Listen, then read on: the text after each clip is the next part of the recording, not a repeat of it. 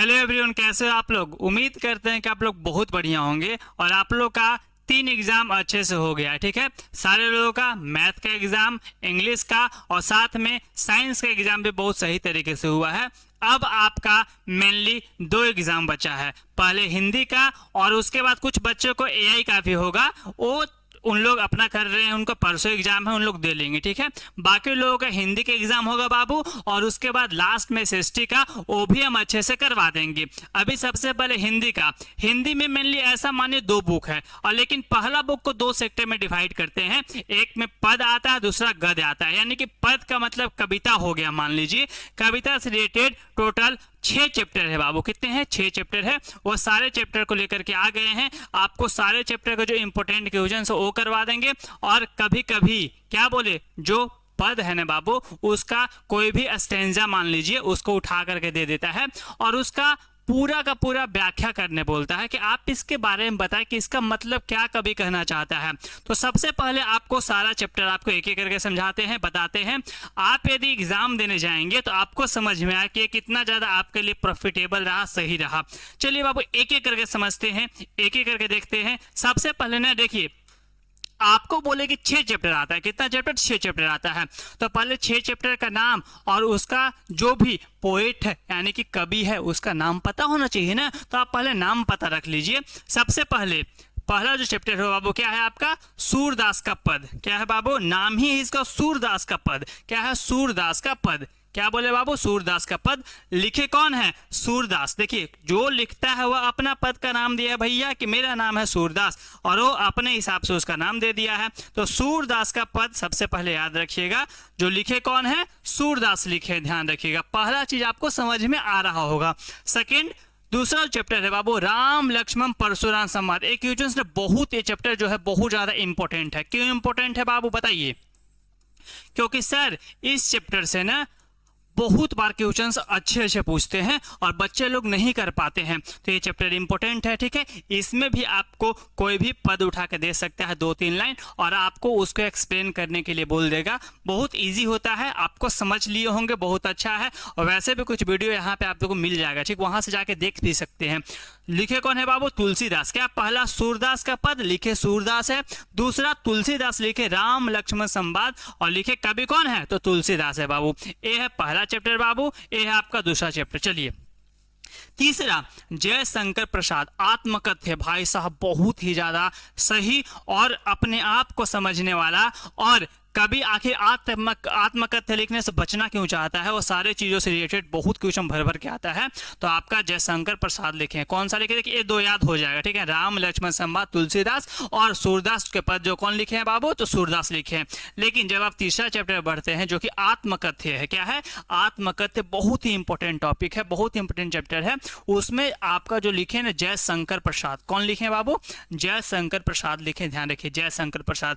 Next, Suryakant Tripathi Nirala उत्साह अट नहीं रही है। दोनों चैप्टर को लिखे हैं कौन? सूर्यकांत त्रिपाठी निराला, उनका नाम था और लोग निराला बोलते थे, याद रखिएगा।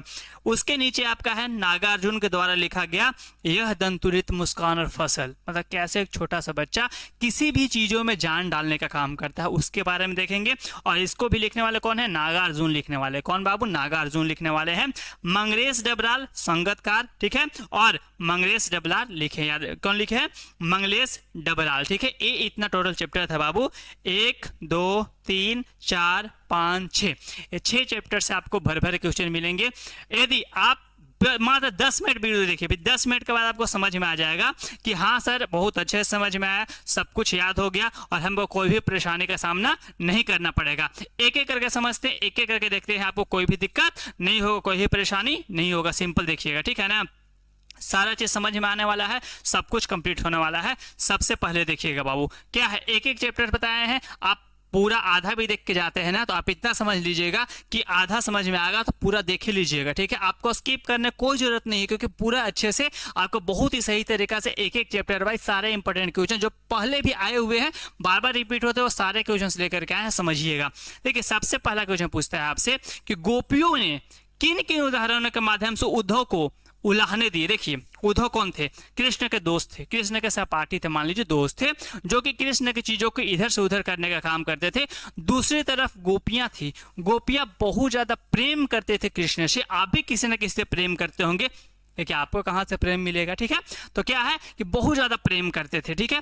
लेकिन आपको ध्यान रखना होगा कि एक इंसान तो प्रेम करता है, तो क्या वह इंसान से प्रेम मिल पाता है? तो सर नहीं मिल पाता है, हमको भी नहीं मिला। क्या बोले? हमको भी नहीं मिला, आपको भी नहीं मिलेगा। लेकिन यहाँ पे जो कृष्ण और गोपियों का जो दोनों के बीच के विवाद है, बात है ना, वो बहुत ज्यादा प्यारा है, बहुत ज्यादा सुंदर है। तो सबसे पहले क्या क्या चीजें बोल करके उद्धव को उलाहने दे रहे थे? बोले थे ना कि भैया तुम तो बहुत ज्यादा भाग्यशाली हो, लेकिन बोलना तो मतलब था भाग्यहीन हो, लेकिन बहुत ज्यादा भाग्यशाली हो। क्यों भाग्यशाली हो? क्योंकि आपको क्या मिल रहा है कि आप एक इंसान के पास हैं, प्रेम के गागर के पास हैं, फिर भी उससे अछूते हैं, आपको नहीं मिल रहा है। आप माने कमल के फूल के जैसे हैं कि पानी में तो है लेकिन आपके ऊपर पानी नहीं है। आप मानिए कि घड़ा में तेल के जैसे हैं कि उसके ऊपर पानी डालने के बाद भी घड़ा में पानी नहीं आ रहा है। ये सब सारी चीजों को समझते हैं। देखिए जब भी क्वेश्चन लिखेंगे बाबू तो ऐसे ही लिखेंगे, हम बहुत अच्छे से बता रहे हैं वैसे ही लिखेंगे। यदि आप इसमें कवि का नाम भी मेंशन कर दे तो आपके लिए बहुत सही होगा, लेकिन यदि आप नाम मेंशन नहीं करते हैं फिर भी आपको इतना चीज ध्यान रखना है, इतना चीज याद रखना है। सिंपल समझिए क्या है, गोपियों ने निम्नलिखित उदाहरणों के माध्यम से उद्धव को उलाहने दिए। जो गोपी है ना वो बहुत सारे माध्यम का उपयोग किया, तो आपको कम से कम 3 तो लिखना ही लिखना है। यदि 3 नहीं लिखे तो 2 तो लिखना ही लिखना है। तो सबसे पहला देखिए क्या बोलते हैं, उदाहरण उन्होंने कहा कि उनके प्रेम भावना उनके मन में ही रह गई। मतलब जो प्रेम करते थे ना अब कहीं ना कहीं उनके मन में है, वही चीजों को बिल्कुल भी सामने नहीं दिखाना चाहते हैं, बिल्कुल नहीं निकालना चाहते हैं। और वे न तो कृष्ण से अपनी बात कह पाती है और न ही अन्य किसी से, क्योंकि वो उनके जो अंदर का विरह है ना वो सिर्फ वही समझ रही हैं, वो किसी से नहीं समझ पा रही है, किसी को नहीं बता पा रही है, तो वह उसके ही मन में है। इसके वजह से वह अपने आप को उलाहना दे उद्धव के बारे में बोल रही है कि भैया ये जो प्रेम भावना की चीज है ना वो हम अपने मन में रख रहे हैं, इसे कभी भी हम ना तो किसी से बता पा रहे हैं, ना ही अपने चीजों को किसी के साथ शेयर कर पा रहे हैं, ना तो कृष्ण से बोल पा रहे हैं। दूसरा, वे कृष्ण के आने के इंतजार में ही जी रही है। सोच रही कृष्ण कब आएंगे, कृष्ण कब आएंगे, कृष्ण तो आने का नाम ही नहीं ले रहे हैं। और कृष्ण ना आकर के कोई दिक्कत नहीं है, लेकिन एक इंसान उद्धव को भेजते हैं कि भैया आप तुम लोग प्रेम का रास्ता छोड़ दो और किधर चले जाओ, तो विरह का रास्ता, यानी कि तुम लोग योग साधना करना शुरू कर दो, जो उनको और भी ज्यादा दुख देने का काम करता है। यानी कि कृष्ण ने स्वयं आकर योग संदेश भिजवा दिया, इससे उसकी विरह व्यथा और अधिक बढ़ गई कि और भी ज्यादा उन लोग टेंशन में, परेशानी में और चिंता में आ जाता है।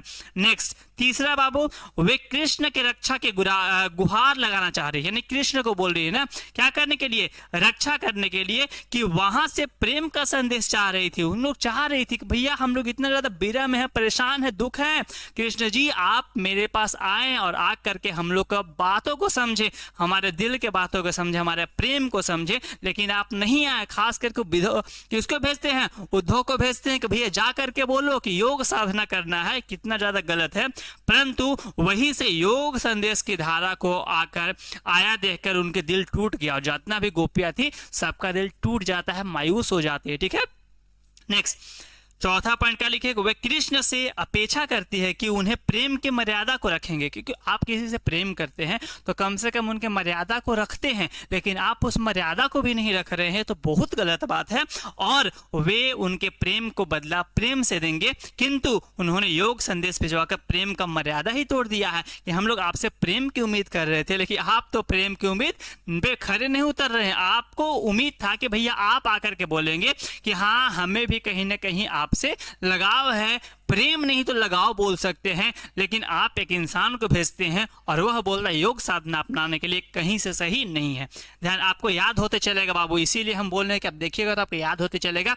एग्जाम में याद होना जरूरी है, क्योंकि यदि आपको याद ही नहीं रहेगा तो क्या ही लिख पाएंगे, कुछ नहीं लिख पाएंगे, ध्यान रखिएगा।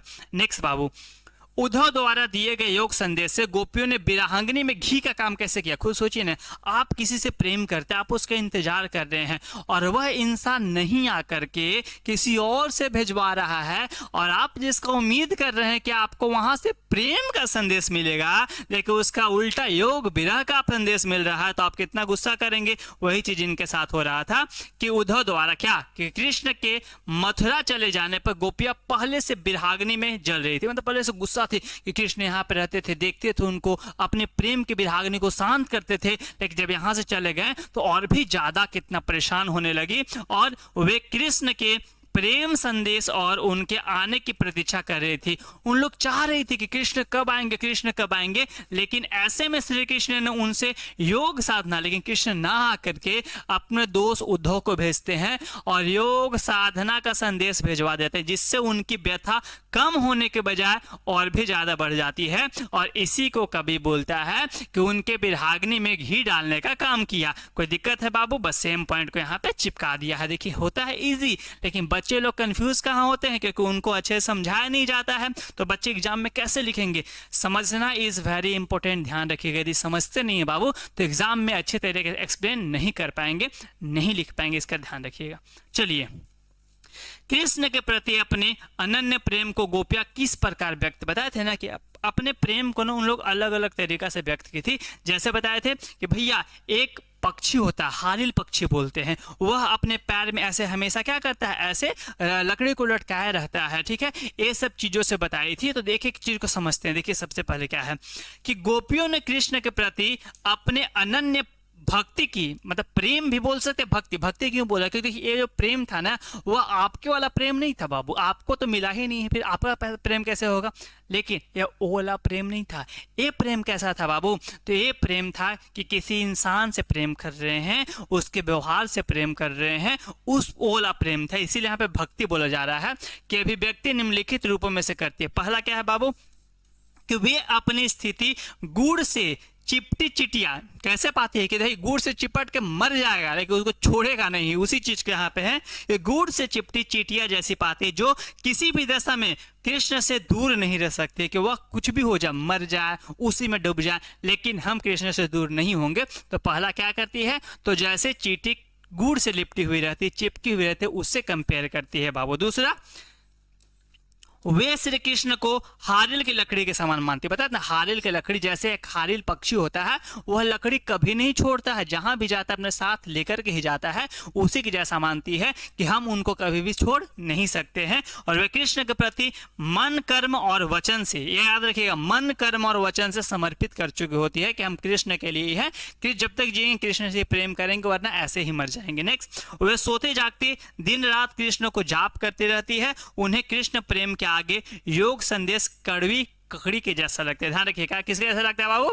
कड़वी ककड़ी के जैसा लगता है। याद हो गया होगा, समझ में आ गया होगा, कोई दिक्कत? जो पॉइंट हम टिक करें, अंडरलाइन कर रहे हैं ना, आपको कम से कम क्या करना है, उसको कॉपी में लिख लेना। यदि कॉपी में लिख लेते हैं तो आपको एग्जाम में लिखने में आसानी हो, क्योंकि आप यहीं पे नहीं लिखते हैं तो वहां पे कैसे लिखेंगे? देखिए 2 सब्जेक्ट बहुत इंपॉर्टेंट है बाबू। देखिए आपको सबसे ज्यादा मार्क्स लाना है तो 3 सब्जेक्ट में सबसे ज्यादा मार्क्स आता है, ठीक है। एसएसटी हो गया आपका, हिंदी हो गया, इंग्लिश हो गया। यहाँ पे फुल में फुल मार्क्स बहुत सारे बच्चे लोगों को आता है। 2 में बहुत सारे लोगों को दिक्कत हो जाता है। हम टॉपर्स का बात नहीं करते हैं यहाँ पे, ठीक है ना, कर रहे हैं हम बात उन बच्चों को कर रहे हैं जो कि अपने परेशानी से घिरे हुए हैं, चाहते हैं कि एक अच्छा नंबर आ जाए। उनके लिए बहुत ही बेहतरीन तरीका समझाएंगे बाबू, आपको कोई दिक्कत नहीं होगा। और आप वो चीज़ लिख करके आएंगे तो हिंदी, इंग्लिश और संस्कृत, इंग्लिश तो बहुत ईजी गया, मतलब आपको बता ही नहीं सकते हैं, लेकिन आपका हिंदी और अभी एसएसटी बचा हुआ, उसमें बहुत ही सुंदर, बहुत ही शानदार, बहुत ही आराम से प्यार से जाने वाला एग्जाम अच्छे तरीका से। देखिए तीसरा क्वेश्चन बोलता है बाबू कि गोपियों को कृष्ण में ऐसा क्या परिवर्तन दिखाई दिए जिससे कारण वे अपने मन वापस लेने, बोले ना कि स्टार्टिंग में क्या बोलते हैं कि भैया अब हम अपना मन वापस ले लेते हैं, हमको आपसे प्रेम नहीं करना है, ऐसा क्यों बोलते हैं? क्या परिवर्तन दिखाई दिया बाबू कि ऐसा उन लोग को बोलने पर बहुत ज्यादा मजबूर हो जाती है? तो सबसे पहला कि गोपियों को कृष्ण में ऐसा अनेक परिवर्तन दिखाई दिए जिसके कारण, ये तो लिखने का तरीका होता है, ऐसे ही लिखा जाता है। अब इसमें पॉइंट बताएंगे। पहला पॉइंट कि कृष्ण ने अब राजनीति पढ़ ली। बोलते हैं आप तो अब राजनीतिक पढ़ लिए हैं, कृष्ण अब क्या कर लिए? राजनीति पढ़ लिए हैं, जिससे उनके व्यवहार में छल कपट आ रहा है। देखिए जितने भी राजनीतिक वाले लोग होते हैं छल कपट के साथ रहते हैं, तो छल कपट आ गया है और श्री कृष्ण को अब प्रेम की मर्यादा का पालन का ध्यान ही नहीं रहा कि प्रेम का मर्यादा क्या होता है, कि यदि आप किसी से प्रेम करते हैं तो आप खुद जाकर के उसे बताते हैं कि मेरा प्रेम इस टाइप का है, हम आपसे ऐसा प्रेम करना चाहते हैं, नहीं करना चाहते हैं। आप किसी को भेज करके किसी भी विरहांगनी को घी डालने का काम नहीं करते, उसको भड़काने का, परेशान करने का नहीं करते। वही चीज यहाँ पे बोला जा रहा है। श्री कृष्ण अब राजधर्म भूलते जा रहे हैं। राजधर्म क्या होता है? प्रजा का सेवा करना, प्रजा के बारे में सोचना। यहाँ पे तो श्री कृष्ण प्रजा के बारे में सोच ही नहीं रहे हैं, यहाँ पे कृष्ण अपने बारे में सोच रहे हैं। एक चीज को दर्शाता है कि वह अब प्रजा के मर्यादा, प्रेम की मर्यादा को छोड़ चुके हैं, खत्म कर चुके हैं। दूसरों के अत्याचार छुड़ाने वाला श्री कृष्ण अब स्वयं अनीति पर उतर रहा है। मतलब क्या बोल रही है कि भैया जो कृष्ण सबके प्रति प्यार करते थे, अत्याचार के खिलाफ लड़ते थे, आज वही कृष्ण क्या कर रहे हैं? अत्याचार करने पर उतर आए हैं। कैसे कृष्ण है, ये चीज यहाँ पे बोला जाता है। नेक्स्ट, गोपियों ने यह क्यों कहा कि हरि अब राजनीतिक पढ़ाएं? वही सेम क्वेश्चन बाबू, बहुत इजी है, सिंपल। देखिए कि जब देखिए गोपियों ने देखा कि जब कृष्ण की वे बहुत समय से प्रतीक्षा कर रही थी तो वे नहीं आए, तो उनको आके बोलना चाहिए था। वे तो वो नहीं आते हैं और उनकी जगह कृष्ण से दूर से ले जाने वाले, यानी कृष्ण से दूर जाने वाले, मतलब जैसे आपको कोई बोलेगा कि आप उससे प्रेम करते हैं लेकिन उसमें एक कमी है तो आप तो दूर जाएंगे ना, या फिर आपको बोला प्रेम ना करके कोई और काम करे तो आप दूर ही जाने की कोशिश करेंगे। तो कृष्ण क्या करते हैं? कृष्ण से दूर न जाने वाले योग संदेश आ गया तो उन्हें इससे कृष्ण की एक चाल नजर आई कि भैया कृष्ण भी अब चाल चलने लगे हैं, राजनीतिक पढ़ लिए हैं और वे इसे अपने साथ छल कपट समझने लगे। इसलिए उन्हें आरोप लगाया कि हरि अब राजनीतिक पढ़ाएं। क्या बोलते हैं कि जो हरि है, हरि किसको बोला जा रहा है बाबू? तो हरि यहाँ पे श्री कृष्ण को बोला जा रहा है जो कि आप राजनीति पढ़ लिए हैं, ध्यान रखिएगा। आज की राजनीतिक तो सिर से पैर तक छल कपट से भरी हुई है, पर आपकी राजनीतिक ऐसा है ना कि शुरू से लेकर लास्ट तक छल कपट से भरी हुई है और किसी को किसी भी राजनेता के वादों पर विश्वास नहीं रह गया है। नेता बातें में नदियां, पुल, सड़कें न जाने क्या क्या बनाते हैं, लेकिन जनता लूटी पिटी सी नजर आती है। आजादी के बाद से गरीबी हटाओ का नारा लग गया है, किंतु तब से लेकर आज तक लोग गरीबी में ही बिता रहे हैं। यही चीज से गोपियां बोलती है। इसलिए गोपियों का यह कहना कि अब क्या कर लिए हैं? राजनीतिक पढ़ लिए हैं और आप राजनीतिक खेल रहे हैं हमारे साथ कि आप वादा तो किए थे लेकिन उस वादा को भूल गए हैं, वादा को पूरा नहीं कर रहे हैं बाबू। ये था पहला चैप्टर, बहुत ही सही चैप्टर, बहुत ही आराम से बनने वाला। सेकेंड चैप्टर बाबू, परशुराम के क्रोध करने पे। देखिए दोनों में बहुत बात विचार होता है। राम तो बहुत संयम इंसान थे, एकदम शांति से रहने वाले, बुद्धि का उपयोग करने वाले, विवेक का उपयोग करने वाले। लेकिन लक्ष्मण शेषनाग थे बाबू, छोड़ेंगे नहीं, ठीक है। यानी कि आप उनसे जवाब सवाल करेंगे तो वो भी जवाब सवाल करेंगे, चुप रहने वाले में से नहीं थे। तो परशुराम और लक्ष्मण के बीच जो सारे वाद विवाद होता है ना, उसी का मेनली संग्रह यहाँ पे मिलेगा। इसीलिए इसका नाम था क्रोध करने पे राम और लक्ष्मण की जो प्रतिक्रिया हुई उसके आधार पर दोनों को स्वभाव की विशेषता। देखिए दोनों में स्वभाव था ना बाबू, एक तो गुस्सैल इंसान थे, गुस्सा में बोलने वाले थे, भड़काने वाले थे, लेकिन ये बहुत ही संयम, बहुत ही आराम से, बहुत ही धैर्य के साथ करने वाले थे।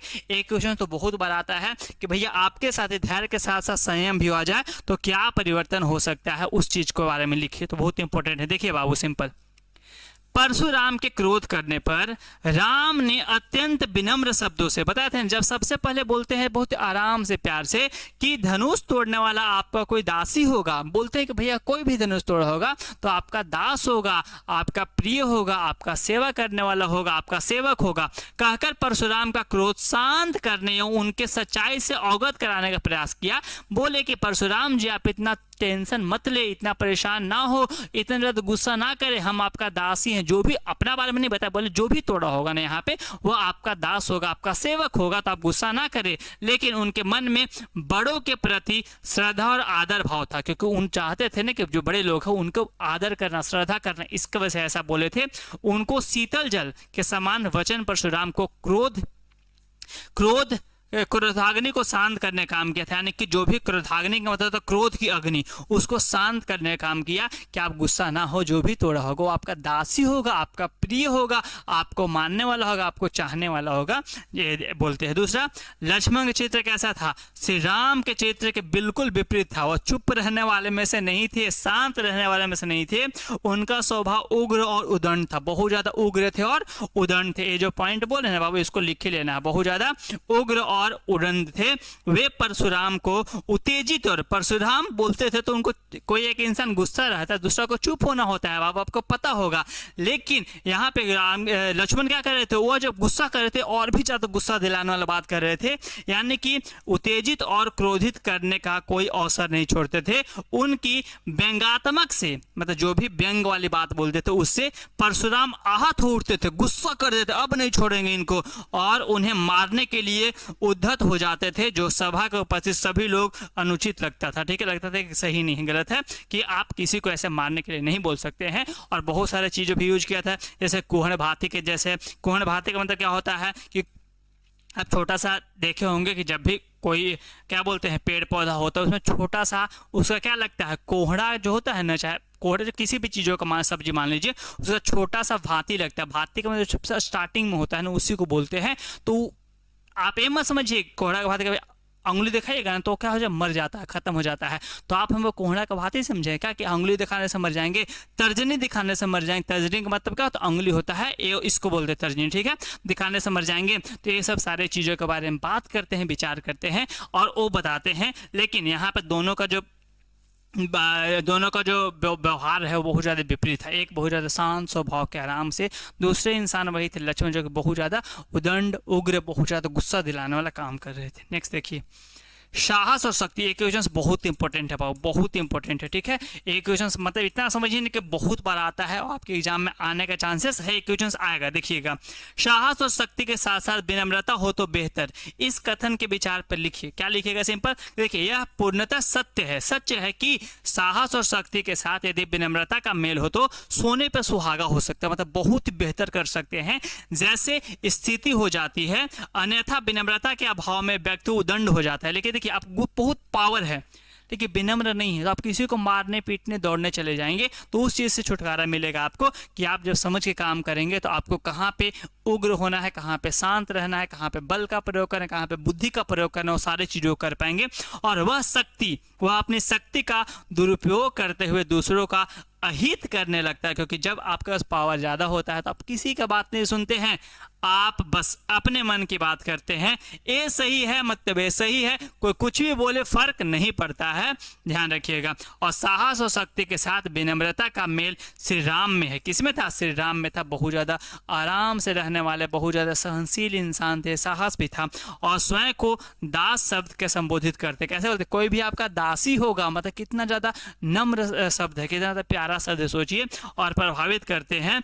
अपनी विनम्रता के कारण परशुराम को क्रोधाग्नि को शीतल जल रूपी वचन से छींटे मारकर शांत कर देते हैं। कैसे शांत करने का काम करते हैं, ये बहुत इंपॉर्टेंट है बाबू, ठीक है, अभी बता रहे हैं, बहुत इंपॉर्टेंट है, देख लीजिएगा, एग्जाम में आने के चांस है 2026 में, देख लीजिएगा आप, ठीक है। नेक्स्ट, परशुराम ने अपनी कौन कौन सी विशेषताओं को, अपना बहुत सारे देख बोलते ना कि भैया जो पावरफुल होता है, जो शक्ति वाला होता है, अपने विचारों को, अपने बातों को या फिर अपने शक्ति का बखान नहीं करता है। तो आप बखान क्यों कर रहे हैं, उस पर और गुस्सा हो जाता है। तुम हमको बोलेगा बालक, तुमको तो मारेंगे, ऐसे नहीं छोड़ेंगे, तुमको तो जान से मार देंगे। सबको बोलता है आप मना कीजिए वरना इस बच्चे को नहीं छोड़ेंगे। इसको पता नहीं है कि हम कैसे अपने पूरा का पूरा अपने फरसा से पूरा का पूरा पृथ्वी को क्षत्रियहीन कर दिए थे। ये सब सारे चीज़ों का बखान करते हैं। देखिए क्या है बाबू, सबसे पहले परशुराम ने लक्ष्मण के मन में भय उत्पन्न करने के लिए, परशुराम सोचे कि भाई लक्ष्मण को डराते हैं, लेकिन लक्ष्मण डरने वाले थे, लक्ष्मण जी डरने वाले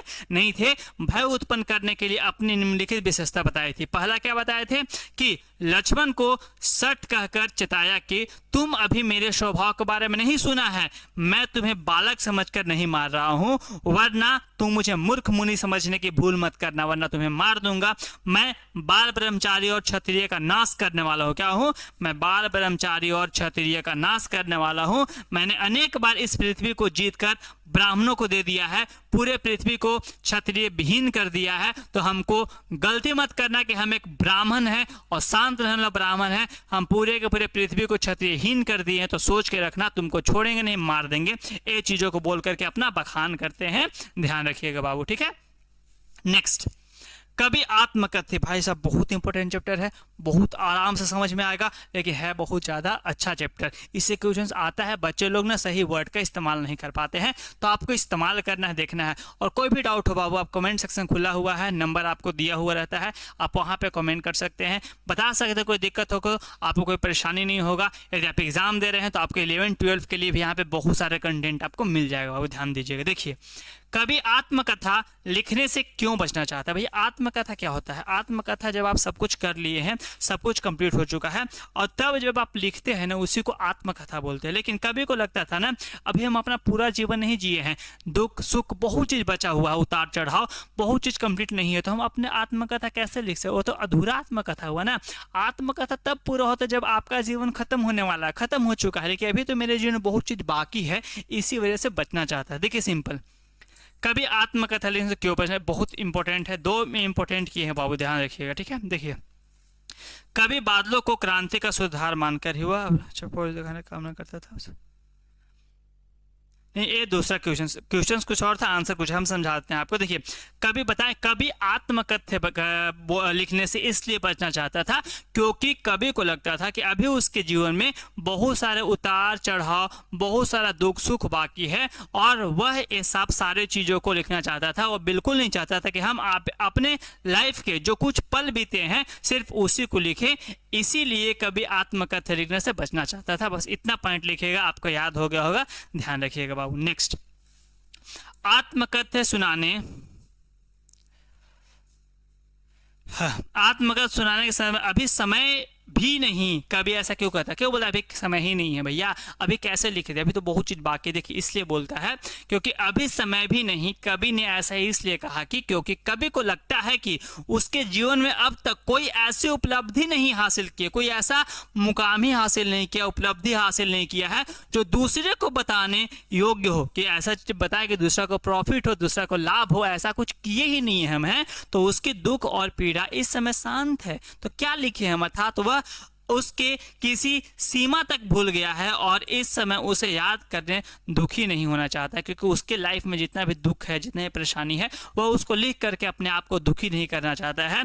इसी वजह से कभी अपने आत्मकथ्य के बारे में नहीं बताना चाहते। कि भाव स्पष्ट करने वाला आता है बाबू, ठीक है ना। आपको 2 चैप्टर को उधर नहीं दिए थे, लेकिन यहाँ पे भाव स्पष्ट करने वाला, वहाँ भी जाकर के एक बार पढ़ने की कोशिश कीजिए। यदि आपको 80 में 80 नंबर लाना है तो हर एक चीज़ों का ध्यान रखना पड़ेगा, वरना नंबर कम आ जाएगा। सबका कम आएगा, फिर आपका भी कम आ जाएगा। आप चाहते हैं कि हमको परफेक्ट बनना, अच्छा नंबर लाना है, तो कहीं ना कहीं हर एक चीज़ों का ध्यान रखना पड़ेगा। ध्यान दीजिएगा। देखिए बाबू, क्या है, मिला कहाँ वह सुख जिसका मैं स्वप्न देखकर जाग गया, आलिंगन में आते आते मुस्काए कर जो भाग्य। मतलब सपना आप देखते हैं तो कोई चीज़ पूरा होते होते रह जाता है, उसी चीज़ के बारे में कहीं बोलता है, तो सारे चीज़ों को एक्सप्लेन करना। दूसरा क्या है बाबू, जिससे अरुण कपोलों की मतवाली सुंदर छाया में अनुरागने उषा लेती थी निज सुहाग मधुमाया में। ठीक है, दोनों के एक्सप्लेन करते हैं। देखिए, दोनों बहुत ईजी है, पहला बता दिए, दूसरा भी आसान है, लेकिन आपको कैसे लिखना है। देखिए, उक्त पंक्ति ए जरूर लिखना है, ठीक है। उक्त पंक्ति का भाव यह है कि कभी भी अन्य लोग, लेकिन आप यहाँ पे कवि का नाम भी लिख सकते हैं। क्या बोले, कवि का नाम भी लिख सकते हैं। कभी भी अन्य लोग की भांति सुखमय जीवन बिताना चाहता था। वो भी चाहता था कि हमको भी सुखमय जीवन बिताना है, जो सपना देख रहे हो उस सपना को पूरा करना, खुशी खुशी पूरा करना है, और पर परिस्थितियां वश सुखमय जीवन की यह अभिलाषा उसकी इच्छा बनकर, लेकिन जो अभिलाषा कर रहा था कि इसको हमको पूरा करना है, वो अभिलाषा सिर्फ सपना बन के रह जाता है, इच्छा बन के रह जाता है। सुख पाने का उसे अवसर भी मिला, लेकिन सुख पाने का अवसर मिला, लेकिन वो हाथ आते आते रह गया। अर्थात उसकी पत्नी की मृत्यु हो जाने पर वह सुखी जीवन का आनंद अधिक दिनों तक नहीं ले पाएगा, क्योंकि पत्नी होगी तो वह लंबे टाइम तक सुखी जीवन का आनंद ले पाएगा। उसके सक्सेस में लेकर के, उसके सफलता से लेकर के, उसके दुख सुख सब में साथ देगा, उसका बात ही अलग है, लेकिन उस चीज़ का आनंद नहीं ले पाए क्योंकि उसकी पत्नी पहले ही मर जाती है, और जो सुख वो भोगना चाहता था वो सुख नहीं भोग पाता। इस चीज़ों को बताता। दूसरा में क्या है बाबू, कवि की प्रेयसी अत्यंत सुंदर थी। कवि का जो प्रेयसी थी, प्रेयसी किसको जो प्रेम करते हैं उसको प्रेयसी बोलते हैं, जो कि लड़की खास करके होती है। तो प्रेयसी अत्यंत सुंदर थी, उसके कपोलो, उसके लाल सुंदर और मनोहर थे। कपोल का मतलब होता है बनावट, ठीक है। क्या थे, लाल सुंदर और मनोहर थे। कि प्रातःकालीन उषा भी अपने सौंदर्य बढ़ाने के लिए लालिमा उनके कपोलों के लिया करते। ऐसा मानो कि सुबह सुबह जो सुंदर सा देखते हैं, जो सुबह उठते होंगे आप, सुबह उठते हैं क्या? नहीं ना, तो आप नहीं देखे होंगे। जब सुबह उठिए कभी बाबू तो क्या दिखाई देगा आपको कि आप जैसे ही देखिएगा पूरब की तरफ तो बहुत ज़्यादा लालिमा दिखाई देगा पूरे आसमान में, ठीक है। तो ऐसा मानो ना कि सुबह का जो सुंदरता होता है, लालिमा होता है, वो भी कहाँ से, तो इनकी पत्नी से लिया करते थे, उससे कंपेयर करता है। और अर्थात उसकी पत्नी के कपोलो उषा से भी बढ़कर सुंदर, यानी कि उनका जो कपोले थे उससे भी ज़्यादा सुंदर था, उससे भी ज़्यादा प्यारा था, उससे कंपेयर करते। सोचिए कोई भी एक इंसान अपने प्रेमी को कितना अच्छे तरीका से व्याख्या करता है, वह आपको कविता में ही पता चलेगा, ठीक है ना, कि व्याख्या क्या होता है, बहुत अच्छे तरीका से आपको समझ में आएगा। नेक्स्ट देखिए, कभी बादल के फुहार रिमझिम और बरसने के स्थान पर गरजने के लिए क्यों कहते हैं? गरजना क्या होता है? गरजना एक इंडिकेशन होता है कि आप किसी को बता रहे हैं कि हम आ रहे हैं, हम आ रहे हैं। तो बहुत ज्यादा एक क्या होता है, आगमन लक्षित होता है। तो उसको कैसे एक्सप्लेन करता है, सिंपल समझिए। देखिए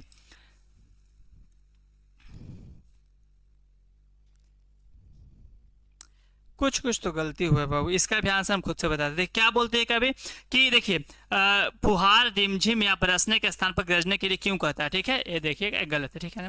देखिए बरसने के लिए क्यों कहता है, देखिए बोलता है ना कि भैया जो भी बादल है तुम न बरसो। बरसना तो देखिए क्या होता है, आप जब किसी से प्रेम करते हैं तो जब तक नहीं मिले हैं उसका एक्साइटमेंट और मिलने के बाद दोनों में फ़र्क आपको दिखाई दे रहा है। क्योंकि मिलने से पहले का जो एक्साइटमेंट होता है वो बहुत ज़्यादा प्यारा होता है, बहुत ज़्यादा आरामदायक, बहुत ज़्यादा सही होता है कि भाई अब मिलेंगे मिलेंगे मिलेंगे। लेकिन जब आप मिल लेते हैं ना तो उसके बाद आपका एक्साइटमेंट थोड़ा सा कम हो जाता है, थोड़ा सा आपका जो सेटिस्फैक्शन होता है थोड़ा सा कम हो जाता है। तो उसी चीज़ों को बता रहा है कि भैया तुम गरजो, बरसो तो सही है, बरसना ही है, रिमझिम फुहारा आना है, लेकिन पहले गरजो। पहले गरजोगे तो उस गर्जन से क्या होगा कि सारे के सारे जितने भी जीव मानुस हैं, जितने भी धरती पर रहने वाले जो त्राहिमाम पानी की वजह से कर रहे हैं उसका आनंद ले पाएंगे। उनको लगेगा कि अब आने वाला है बरसात और हमको जो लाइफ इतना ज़्यादा उमस से, दुख से, परेशानी से भरा हुआ है उसमें शांति मिलेगा।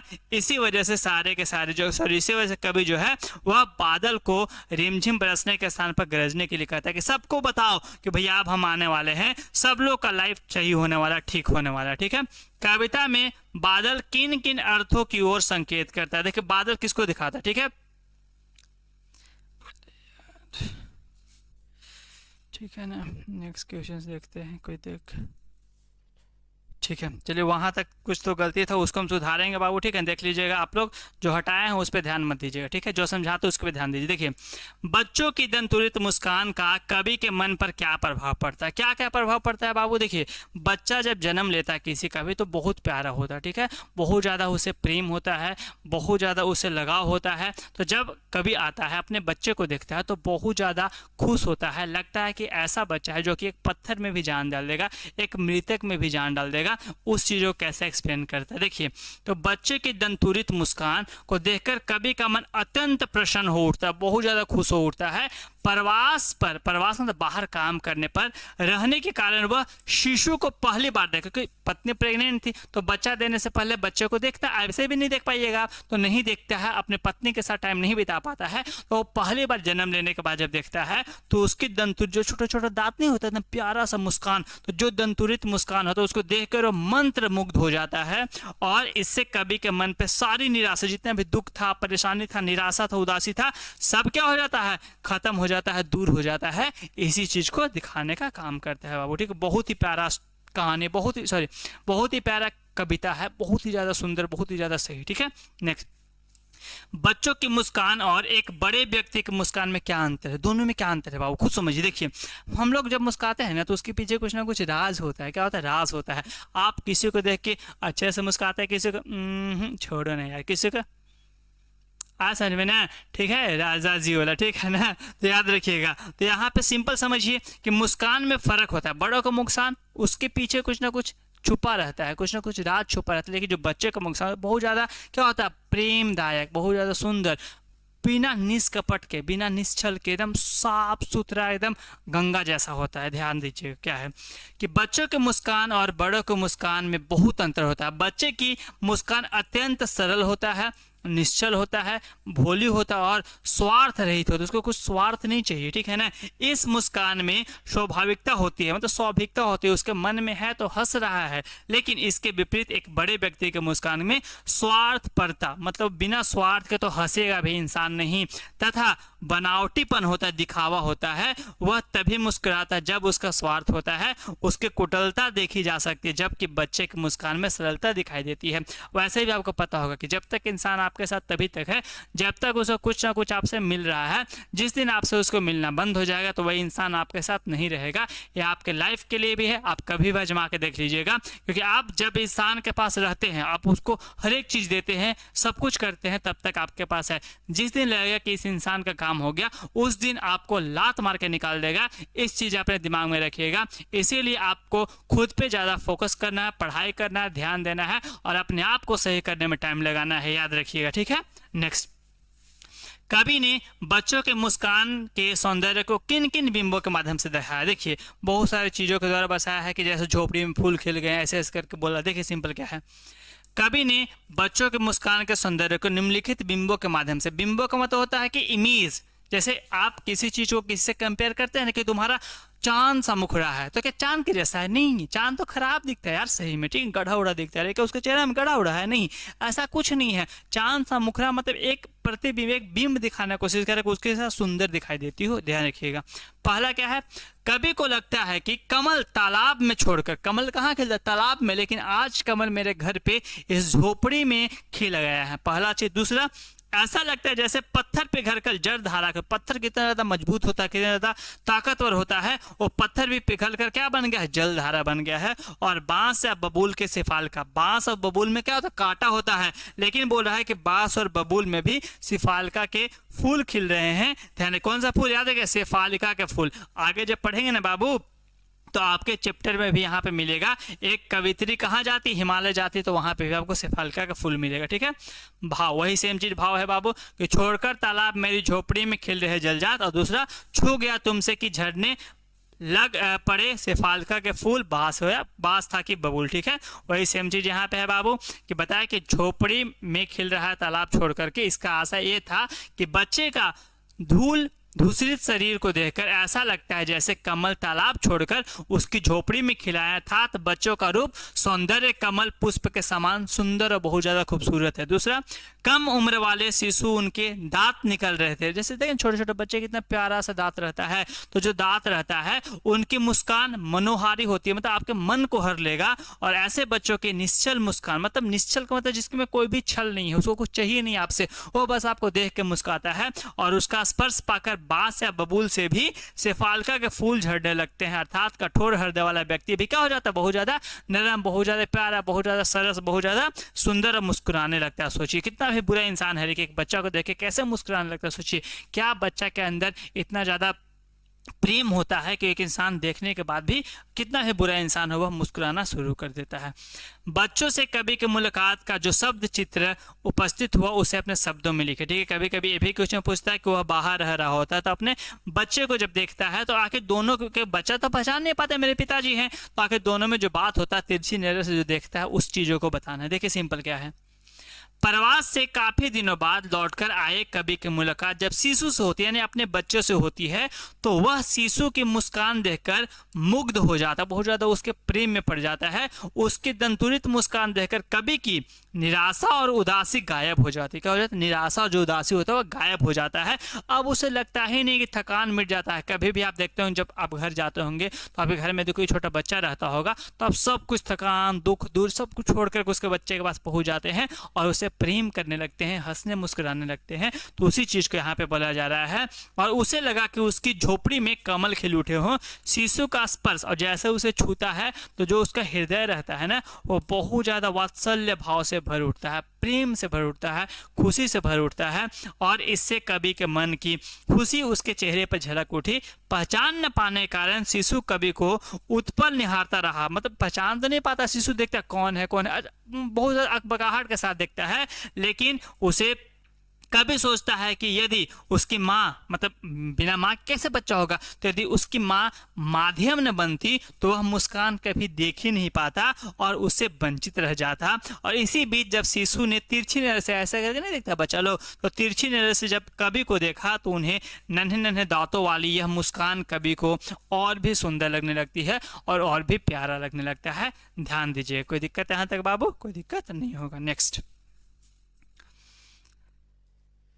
चलिए एक एक चैप्टर करके समझें, कोई दिक्कत नहीं हो, कोई परेशानी नहीं होना चाहिए। हमको तो नहीं लगता आपका परेशानी हो, कोई दिक्कत होगा, ठीक है ना? कोई दिक्कत नहीं होगा, कोई दिक्कत कोई परेशानी नहीं होगा। चलिए बाबू नेक्स्ट देखिए, फसल उगाने में किसानों को योगदान का स्पष्ट कर। देखिए उसके बाद फसल चैप्टर है, ठीक है? तो फसल चैप्टर में सिंपल जानते हो कि फसल इतना आसानी से नहीं उगता है। फसल में बहुत सारे पानियों का मेल होता है, मिट्टी का उर्वरक शक्ति होता है, इंसान का हाथ होता है, मतलब किसान का हाथ होता है। ये सब सारे चीज़ों का वर्णन मैंने किया गया। 3-4 चीज़ याद रखना और कुछ ज़्यादा याद रखने की जरूरत नहीं है, ध्यान रखिएगा। सिंपल समझते हैं बाबू।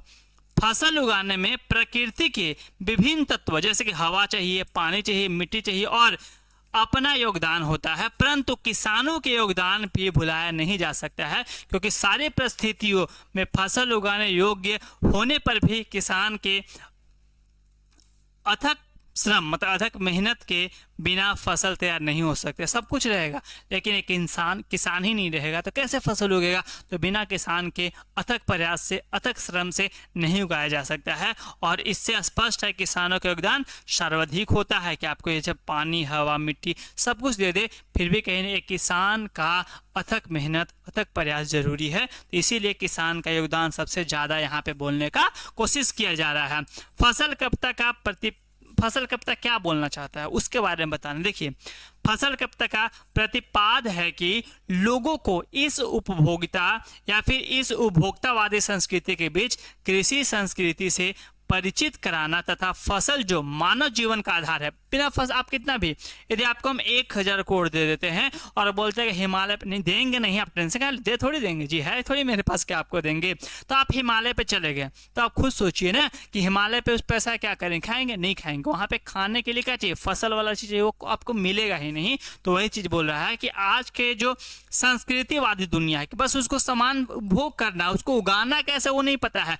अभी भी हम बहुत सारे बच्चों लोग को देखते हैं कि वो 10th क्लास में, 11th 12 में चल गए, उनको पता नहीं फसल कैसे उगता है, फसल कैसे होता है। सोचिए आखिर क्या स्थिति है इस देश का। तो वही बोलता है कि जो मानव जीवन का आधार है के योगदान में प्राकृतिक तत्वों के साथ साथ, कि प्राकृतिक तत्व तो चाहिए, उसके साथ साथ मानव का जो श्रम है वो भी गरिमामय स्थान प्रदान करता है। कभी बताना चाहता है कि फसल हजारों नदियों का पानी, क्या है? फसल हजारों नदियों का पानी, तरह तरह की मिट्टी का गुणधर्म, जितने भी प्रकार के मिट्टी उसका गुणधर्म, और हवा की थिरकन, सूरज की किरणों का रूपांतरण और किसानों के अथक श्रम की, ये सब जो पॉइंट है ना बाबू, ये सब लिखने से ही नंबर मिलता है। परिणाम है तभी जाकर के मिलता है, याद रखिएगा, वरना नहीं मिलेगा, याद रखिए, ध्यान रखिएगा। नेक्स्ट देखिए बाबू, फसल कविता का सेम क्वेश्चन आ गया है, ठीक है ना? नेक्स्ट संगतकार। भाई साहब संगतकार से क्यों पूछता है? बच्चे लोग गलत करके आते हैं। संगतकार का सिंपल मतलब कि संगतकार हो गया, आत्मकथ हो गया, ऐसे चैप्टर बनता है। इसके बिना कभी भी पेपर नहीं बनता, ध्यान रखिएगा। ये बहुत इंपॉर्टेंट चैप्टर, ध्यान रखिएगा, ठीक है? बनेगा ही बनेगा। सिंपल समझिए होता क्या, देखिए तो संगतकार के माध्यम से कभी किस पर, देखिए संगतकार का मतलब हुआ ना कि जब आप साथ चलते हैं तो आपके पीछे एक इंसान आपको सपोर्ट करने के लिए होता है, वो हर एक फील्ड में होता है। लेकिन यहाँ पे संगतकार चैप्टर है तो उसके एग्जाम्पल से हर एक चीजों को समझाया गया है, कैसे आपके पीछे जो इंसान खड़ा रहता है उसका भी आपके लाइफ में उतना ही रोल होता है जितना आपका होता है, वो भी बहुत ज्यादा सपोर्टिव होता है। देखिए संगतकार के माध्यम से कभी उस तरह के व्यक्तियों की ओर संकेत करता है जो कि महान और सफल व्यक्तियों, जैसे कोई इंसान सफल महान बना, उसके पर्दे के पीछे ना बहुत सारे लोग रहते हैं, उसके पीछे काम करते हैं और अपना योगदान देते हैं, तभी वह इंसान इतना बड़ा हो पाता होता है, इतना बड़ा नहीं हो पाता। ये लोग महत्वपूर्ण योगदान तो देते हैं परंतु ये लोग का निगाह में नहीं आ पाते, मतलब इंपॉर्टेंट रोल तो निभाता है किसी को बड़ा करने में, लेकिन वो अपने पीछे के पहचान को छुपाए रखता है, वह कभी भी आगे नहीं आता है क्योंकि वह कलाकार को आगे बढ़ने देता है, कभी भी उसके पीछे ही रहता है, कभी भी उसके आगे नहीं निकलता है और सफलता का श्रेय से वंचित रह, उसको कोई सफल मानता ही नहीं क्योंकि वह बस सपोर्ट कर रहा है ना, कोई सफल नहीं मानता है, लेकिन जो इंसान कर रहा है उसी को सपोर्ट मिलता है और उसी को लोग जानते हैं। मुख्य गायिका की सफलता सफलता में साथी गायक को वाद्य कलाकार, जो साथी गायक क्या होता है, वाद्य कलाकार होते हैं, ध्वनियों प्रकाश व्यवस्था देखने वाले कलाकारों या कर्मियों का योगदान रहता है, पर इसका श्रेय उनको नहीं मिल पाता है। यही बोल रहा है कि जो संगीतकार है वह किसको दिखाने का काम कर रहा है कि ऐसे लोग जो सपोर्टिव रोल में होते हैं, सपोर्ट करते हैं ना, वो लाइफ में कभी भी रिकॉग्निशन नहीं मिल पाता, उनको पहचान नहीं मिल पाता है, लेकिन जो मुख्य किरदार होता है वह चमक जाता है और पीछे वाले लोग क्या करते हैं, बस अपना काम करते रह जाते हैं, उनको कभी भी मौका नहीं मिलता है, याद रखिएगा। नेक्स्ट, संगीतकार जैसे व्यक्ति संगीत के अलावा किन किन क्षेत्रों में दिखाई देते हैं, अभी बताने के थे कि संगीतकार यहाँ पे बस चैप्टर का लिया गया है और ऐसे समझिए कि इससे रिलेटेड किसी भी फील्ड में बात किया जा सकता है, सिंपल समझेंगे। संगीतकार जैसे व्यक्ति संगीत के अलावा और बहुत से क्षेत्र में होते हैं, जैसे कि खेल में जीत का श्रेय केवल कैप्टन को मिलता है, जबकि विजेता बनने में सारे खिलाड़ियों का महत्वपूर्ण योगदान होता है, ठीक है। दूसरा, इसके अलावा उसके कोच और अन्य अनेक लोगों का योगदान होता है। राजनीति के क्षेत्र में चुनाव में जीत केवल उम्मीदवार विशेष का होता है, लेकिन परंतु उसके विजयी बनाने में छोटे नेताओं अलावा चुनावी चंदा देने वाले, प्रचार करने वाले जैसे बहुत से लोगों का योगदान होता है।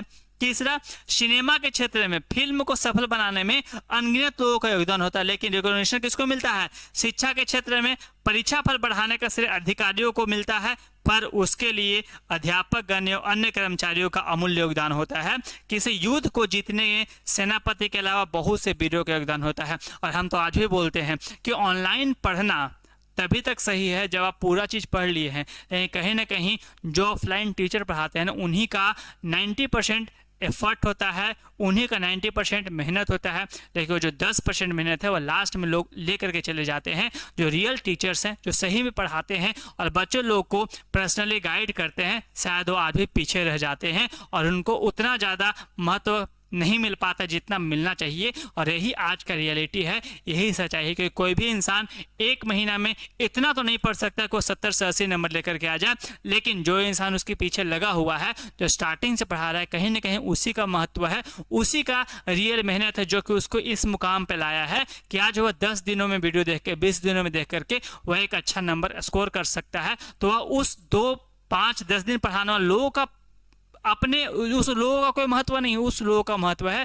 जो कि रियल में उसके पीछे पूरे साल मेहनत की है, उसको सींचने का काम किए हैं। इस चीज का आप लोग को भी ध्यान रखने का जरूरत है बाबू। नेक्स्ट देखिएगा, किसी भी क्षेत्र में प्रसिद्धि पाने वाले लोगों को अनेक लोग तरह तरह के अपना योगदान देते हैं, ठीक है।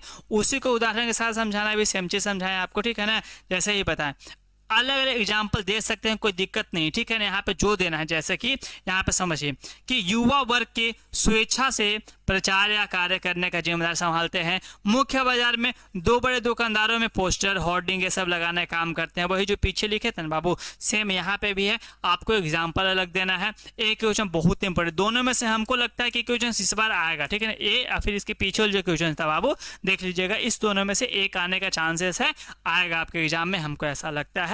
और ध्यान दीजिए इस क्वेश्चन पे, ठीक है। नेक्स्ट क्वेश्चन देखिएगा, लास्ट क्वेश्चन है बाबू। इसके बाद पद से मैक्सिमम क्वेश्चन खत्म हो गया। अब आपका गद्य पार्ट आएगा, उसमें सारे के सारे कहानी हो जाएगा। और जो तीसरा वीडियो आएगा वह जो नेक्स्ट चैप्टर है उससे पूरा खत्म हो जाएगा। तो अब कृतिका और क्षिति सारा खत्म हो जाएगा। फिर ऐसे लेटर करवा देंगे, आप एग्जाम दे के आइएगा तो बहुत ज़्यादा आपको खुशी मिलेगा और बहुत सही आपके एग्जाम जाने वाला, ध्यान रखिएगा।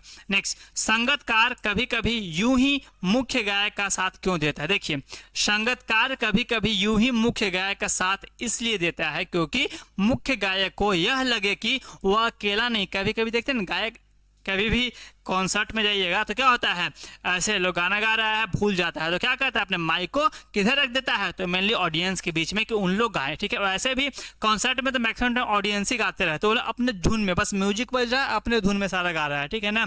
तो आके जो संगीतकार है वह क्या करता है, जब भी गायक भूलने लगता है, जब भी गायक को दिक्कत होने लगता है, जब भी गायक को परेशानी होता है, तो उस टाइम पे उसका साथ देने के लिए बोलता है कि तुम ऐसा फील ना करो कि तुम अकेले हो, तुम्हारे साथ मैं खड़ा हूं, तुम्हारे साथ मैं साथ दे रहा हूं। और उसका साथ देने के लिए संगीतकार भी ऐसे करके वह मुख्य गायक को उत्साह को कम नहीं होने देता है और उसको उत्साह को बढ़ाए लगता है, आगे रखता है, ठीक है। आपको पूरा चीज समझ में आ गया होगा। यहां तक सारा का सारा चीज था बाबू। आपको बस एक प्यारा सा कमेंट करना है। इसके बाद 2 क्लासेस और आएगा, इतना ही छोटा छोटा आएगा, ज़्यादा बड़ा नहीं करेंगे और सारे इंपोर्टेंट क्वेश्चन करवा देंगे। उसके बाद लिटरेचर से रिलेटेड, कहानी से रिलेटेड, कविता से रिलेटेड कोई भी परेशानी नहीं होने वाला है, कोई भी दिक्कत नहीं होने वाला है। हिंदी में और एसएसटी में खास करके आपको सारे चीज़ों के बारे में समझाएंगे, आपको पता चल जाएगा। तो जितने भी लोग देखिए एक बार सारे लोग कमेंट कर देंगे, ठीक है ना, और अपने दोस्तों के साथ भी शेयर करेंगे, ठीक है, शेयर करेंगे और आपको बहुत ही सुंदर, बहुत ही सही से एग्जाम जाने वाला है। चलिए आपसे मिलते हैं अगले वीडियो में, तब तक के लिए आप इसको सब्सक्राइब कर ले, एक कमेंट कर दे और उसके बाद कोई भी डाउट हो तो जरूर आकर के पूछे, आपको डाउट भी क्लियर किया जाएगा।